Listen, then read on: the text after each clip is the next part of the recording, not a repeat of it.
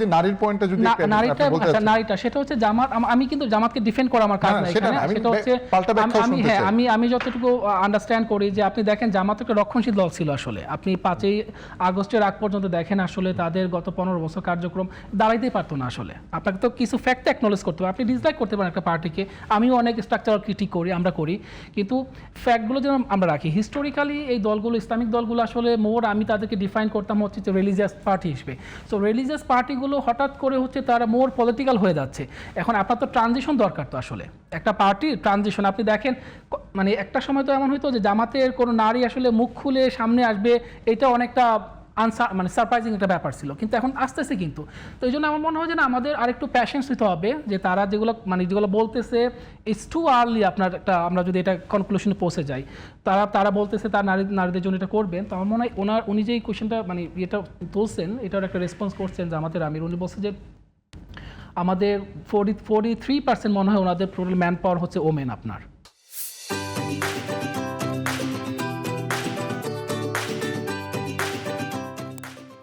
এটা আপনার স্ট্যাটিস্টিক্স উনি দিচ্ছেন, এবং উনি বলতেছেন যে আমরা এটা হলো গ্রাজুয়ালিটি করবো। ডক্টর তাহের ওনাদের নায়েব আমির মোস্ট প্রবাবলি উনি আজকে এটা বলছেন যে আমরা এটা গ্রাজুয়ালি করবো। তো এই জন্য আমাদের যেটা করতে হবে, দেখতে হবে যে এই যে ধরনের এটা কমিটমেন্ট, কিন্তু আসলে আপনি যখন বলবেন যে আমি এটা গ্রাজুয়ালি করবো, তো আপনি কত গ্রাজুয়ালি করবো, এটা কি ইট মিনস এটা কি ফর এভার নেবেন আপনারা, নাকি উইদিন 5 ইয়ার্স উইদিন 10 ইয়ার্স আপনার প্ল্যান আছে যে নারীদেরকে আপনারা আরও বেশি এম্পাওয়ার করবেন।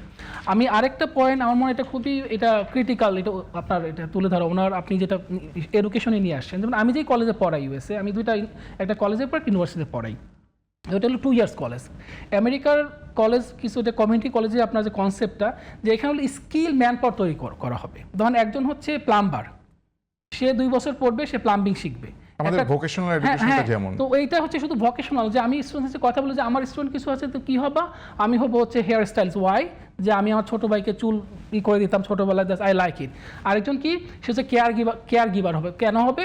তার দাদি বা নানি হচ্ছে বাসায় আছে, তাকে কেয়ার গিভার দিবে, ওইটাই জব হবে তার, সে আপনার যে সে হলো পেইড হবে গভর্নমেন্ট দ্বারা।